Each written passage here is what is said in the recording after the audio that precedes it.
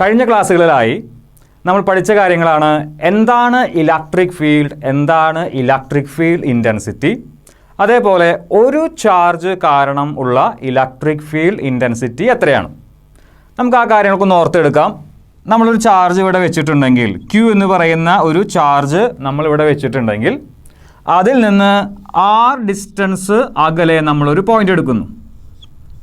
അതായത് നമ്മൾ വെച്ചിരിക്കുന്ന സോഴ്സ് ചാർജും നമ്മളെടുക്കുന്ന പോയിന്റും തമ്മിലുള്ള ഡിസ്റ്റൻസ് ആണ് സ്മോൾ ലെറ്റർ r.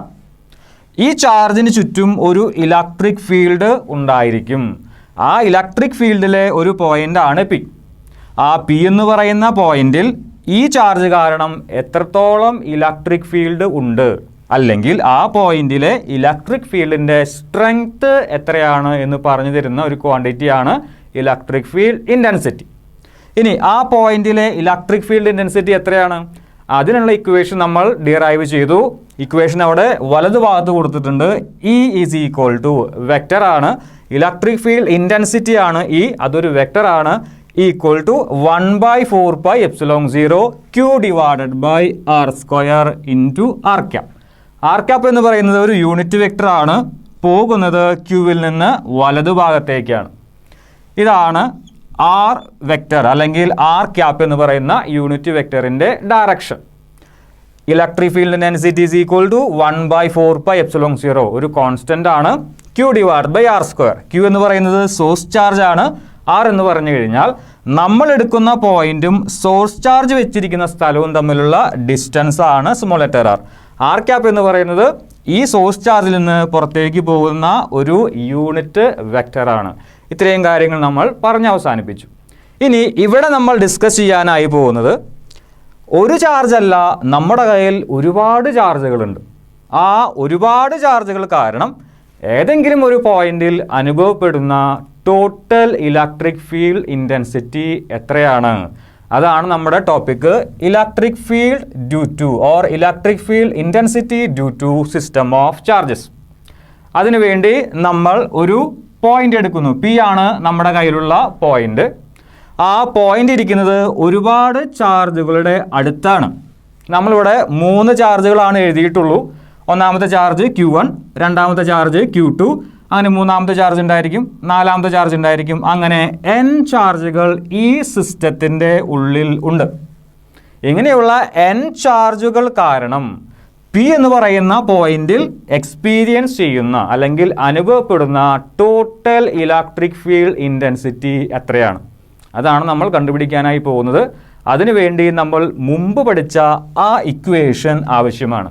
അതായത് ഒരു ചാർജ് കാരണം എത്രത്തോളം ഇലക്ട്രിക് ഫീൽഡ് ഇൻറ്റൻസിറ്റി ഉണ്ടാകും, അതിനുള്ള ഇക്വേഷൻ നമ്മളവിടെ എഴുതിയിട്ടുണ്ട്. Equal to 1/4πε0 Q divided by R square. ഇനി നമുക്ക് ഈ ഒരു ഫിഗർ ഒന്ന് വിശകലനം ചെയ്യാം. അതിനുവേണ്ടി Q1 എന്ന് പറയുന്ന ചാർജ് എടുക്കുന്നു. Q1ൽ നിന്ന് P എന്ന് പറയുന്ന പോയിന്റിലേക്ക് ഉള്ള ഡിസ്റ്റൻസ് ആണ് R1. Q2 ആണ് നമ്മുടെ രണ്ടാമത്തെ ചാർജ്. Q2വിൽ നിന്ന് P എന്ന് പറയുന്ന പോയിന്റിലേക്കുള്ള ഡിസ്റ്റൻസ് ആണ് R2. അങ്ങനെ മൂന്നാമത്തെ ചാർജ് ഉണ്ടായിരിക്കും, നാലാമത്തെ ചാർജ് ഉണ്ടായിരിക്കും, അങ്ങനെ n ചാർജുകൾ ഉണ്ടായിരിക്കും. nth ചാർജ് ഇവിടെ എഴുതിയിട്ടുണ്ട്. Q1 ആണ് nth ചാർജ്. nth ചാർജിൽ നിന്ന് Pയിലേക്കുള്ള ഡിസ്റ്റൻസ് ആണ് Rn. അങ്ങനെയെങ്കിൽ Q1 കാരണം Pയിൽ ഒരു ഇലക്ട്രിക് ഫീൽഡ് ഇൻറ്റൻസിറ്റി ഉണ്ടായിരിക്കും. Q2 കാരണവും Pയിൽ ഒരു ഇലക്ട്രിക് ഫീൽഡ് ഇൻറ്റൻസിറ്റി ഉണ്ടായിരിക്കും.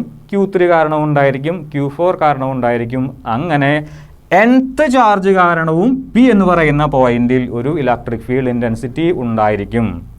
നമ്മൾ നേരത്തെ പറഞ്ഞതുപോലെ ഒരു പോയിന്റിലെ ഇലക്ട്രിക് ഫീൽഡ് ഇൻറ്റൻസിറ്റി കാണണമെങ്കിൽ ആ പോയിന്റിലേക്ക് നമ്മൾ ആരെ കൊണ്ടുവരണം, ഒരു യൂണിറ്റ് പോസിറ്റീവ് ടെസ്റ്റ് ചാർജിനെ കൊണ്ടുവരണം. അതായത് Q0 എന്ന് പറയുന്ന ഒരു ടെസ്റ്റ് ചാർജിനെ കൊണ്ടുവരണം. ഇനി ആ ടെസ്റ്റ് ചാർജിൽ എക്സ്പീരിയൻസ് ചെയ്യുന്ന ഫോഴ്സ് കണ്ടുപിടിക്കണം. ആ ഫോഴ്സിനെ ആ ടെസ്റ്റ് ചാർജ് കൊണ്ട് ഡിവൈഡ് ചെയ്ത് കഴിഞ്ഞാൽ ആ പോയിന്റിൽ എന്ത് കിട്ടും, ഇലക്ട്രിക് ഫീൽഡ് ഇൻറ്റൻസിറ്റി കിട്ടും. അതായത് ഇലക്ട്രിക് ഫീൽഡ് ഇൻറ്റൻസിറ്റിക്കുള്ള ഒരു ജനറൽ ഫോർമുല ആണ് E is equal to electric field intensity is equal to F divided by Q0. അതായത് P എന്ന് പറയുന്ന പോയിന്റിലുള്ള ഇലക്ട്രിക് ഫീൽഡ് ഇൻറ്റൻസിറ്റി കാണണമെങ്കിൽ ആ പോയിന്റിലേക്ക് നമ്മളൊരു ടെസ്റ്റ് ചാർജിനെ കൊണ്ടുവരണം. അതിൽ എക്സ്പീരിയൻസ് ചെയ്യുന്ന ഫോഴ്സ് കണ്ടുപിടിക്കണം. എന്നിട്ട് ആ ഫോഴ്സിനെ അതേ ടെസ്റ്റ് ചാർജ് കൊണ്ട് ഡിവൈഡ് ചെയ്യണം. അങ്ങനെയാണ് നമ്മൾ സാധാരണഗതിയിൽ പി എന്ന് പറയുന്ന പോയിന്റിൽ ഒരു ചാർജ് കാരണം പി എന്ന് പറയുന്ന പോയിന്റിൽ ഇലക്ട്രിക് ഫീൽഡ് ഇൻറ്റൻസിറ്റി കണ്ടുപിടിക്കാറ്. അങ്ങനെ കണ്ടുപിടിച്ച ഇക്വേഷനാണ് അവിടെ എഴുതിയിരിക്കുന്നത്. ഈ കാര്യങ്ങളൊക്കെ നമ്മൾ മുമ്പ് ഡിസ്കസ് ചെയ്തിട്ടുള്ളതാണ്. ഇനി പി എന്ന് പറയുന്ന പോയിന്റിൽ ഇപ്പോൾ എത്ര ഇലക്ട്രിക് ഫീൽഡ് ഇൻറ്റൻസിറ്റി ഉണ്ടാകും? എത്രത്തോളം ചാർജുകളുണ്ടോ അത്രത്തോളം ഇലക്ട്രിക് ഫീൽഡ് ഇൻറ്റൻസിറ്റി അവിടെ ഉണ്ടാകും. നമ്മുടെ കയ്യിൽ n ചാർജുകളുണ്ട്. അങ്ങനെയെങ്കിൽ ആ n ചാർജുകൾ കാരണമുള്ള ഇലക്ട്രിക് ഫീൽഡ് ഇൻറ്റൻസിറ്റിയും പി എന്ന് പറയുന്ന പോയിന്റിൽ നമുക്ക് കാണാൻ സാധിക്കും. അങ്ങനെയെങ്കിൽ എന്തായിരിക്കും total electric field intensity at the point P? ഇവിടെ നമ്മൾ എഴുതിയിട്ടുണ്ട് electric field intensity at the point P is equal to E1 plus E2 plus E3 up to En. എന്താണ് ഇ പി? ഇ പി എന്ന് പറഞ്ഞു കഴിഞ്ഞാൽ പി എന്ന് പറയുന്ന പോയിന്റിലുള്ള ടോട്ടൽ ഇലക്ട്രിക് ഫീൽഡ് ഇൻറ്റൻസിറ്റി ആണ്. എന്താണ് E1? E1 എന്ന് പറഞ്ഞു കഴിഞ്ഞാൽ Q1 എന്ന് പറയുന്ന ചാർജ് കാരണം പി എന്ന് പറയുന്ന പോയിന്റിൽ എത്രത്തോളം ഇലക്ട്രിക് ഫീൽഡ് ഇൻറ്റൻസിറ്റി ഉണ്ട്, അതാണ് E1. എന്താണ് E2? രണ്ടാമത്തെ ചാർജ് കാരണം Q2 എന്ന് പറയുന്ന ചാർജ് കാരണം പി എന്ന് പറയുന്ന പോയിന്റിലുള്ള ഇലക്ട്രിക് ഫീൽഡ് ഇൻറ്റൻസിറ്റി ആണ് E2. അങ്ങനെ E3 എഴുതാം, E4 എഴുതാം. അവസാനം Qn എന്ന് പറയുന്ന ചാർജ് കാരണം പി എന്ന് പറയുന്ന പോയിന്റിൽ അനുഭവപ്പെടുന്ന ഇലക്ട്രിക് ഫീൽഡ് ഇൻറ്റൻസിറ്റി ആണ് En.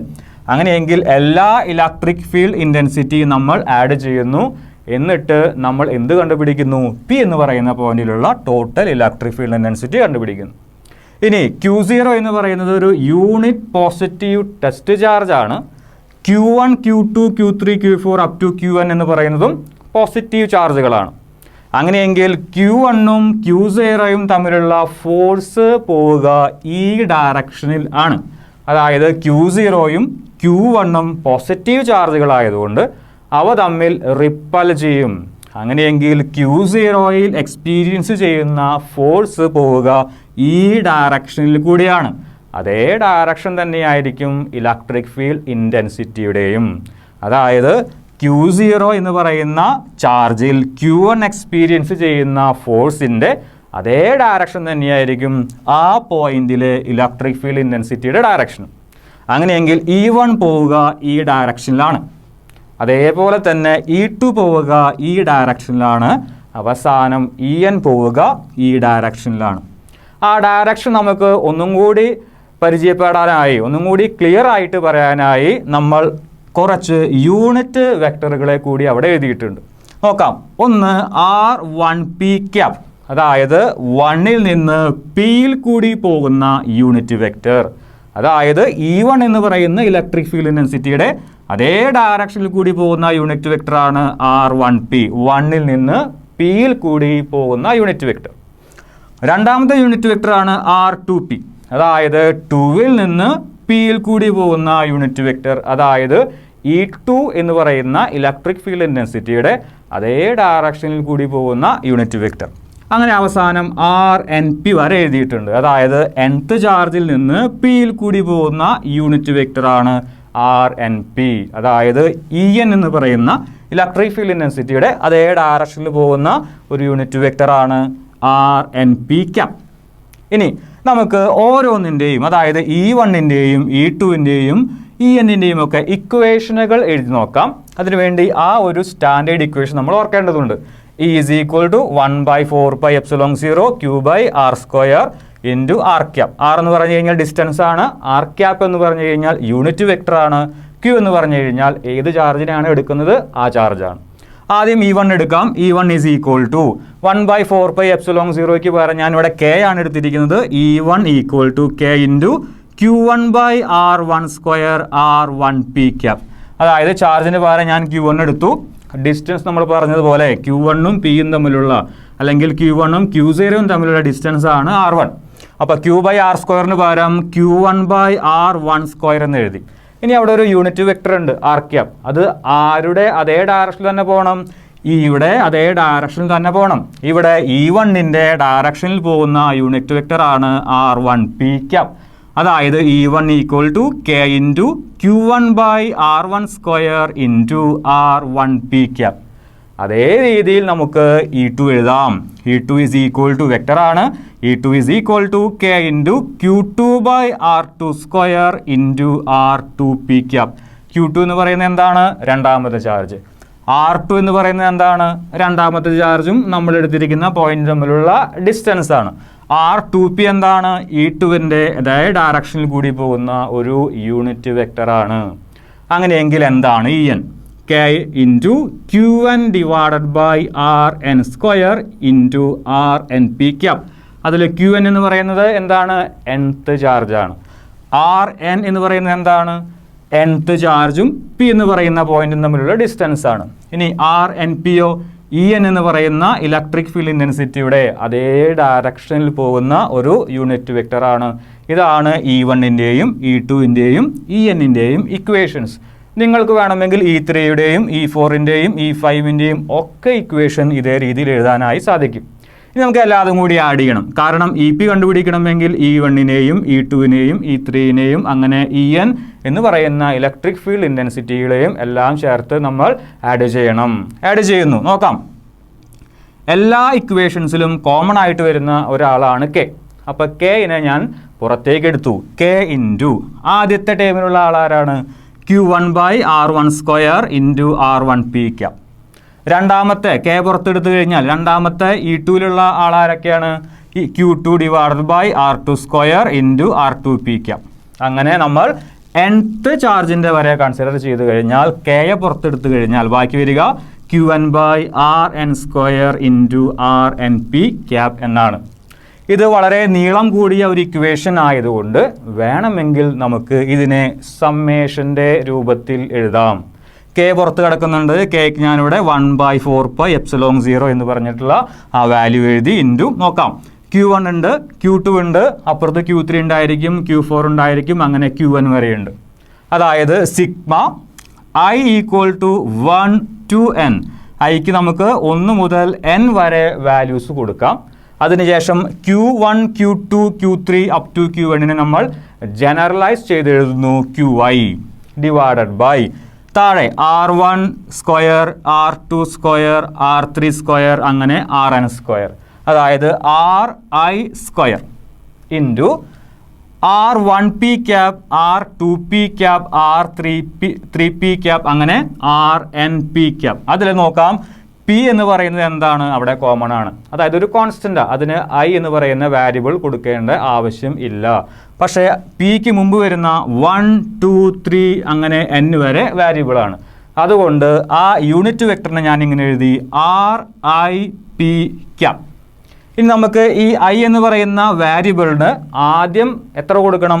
1 കൊടുക്കണം. പിന്നീട് എത്ര കൊടുക്കാം? 2 കൊടുക്കാം. പിന്നീടോ 3 കൊടുക്കാം. അങ്ങനെ എത്ര വരെ കൊടുക്കാം? n വരെ കൊടുക്കാം. ആദ്യത്തെ ഒരു വാല്യൂ കൊടുത്തു നോക്കാം. ഐക്ക് നമ്മൾ 1 കൊടുക്കുന്നു. അങ്ങനെയെങ്കിൽ നമുക്ക് ആദ്യത്തെ ടൈം കിട്ടും. നോക്കാം. I ഈക്വൽ ടു 1 ആണെങ്കിൽ Q1/R1² Q1/R1² into Rip cap, അതായത് R1p ക്യാപ്. ഐക്ക് 1 കൊടുത്തു കഴിഞ്ഞാൽ ആദ്യത്തെ ടൈം കിട്ടും. ഐക്ക് 2 കൊടുത്തു കഴിഞ്ഞാൽ രണ്ടാമത്തെ ടൈം കിട്ടും. ഐക്ക് 3 കൊടുത്തു കഴിഞ്ഞാൽ മൂന്നാമത്തെ ടൈം കിട്ടും. അങ്ങനെ അവസാനം ഐക്ക് 1 കൊടുത്തു കഴിഞ്ഞാൽ നമുക്ക് nth ടേമും കിട്ടും. ഇതാണ് ഒരു പോയിന്റിൽ ഒരുപാട് ചാർജുകൾ കാരണം ഉണ്ടാകുന്ന total electric field intensity. Equation എങ്ങനെയാണ്? EP vector equal to 1/4πε0 into summation I equal to 1 to n Qi/Ri² into Rip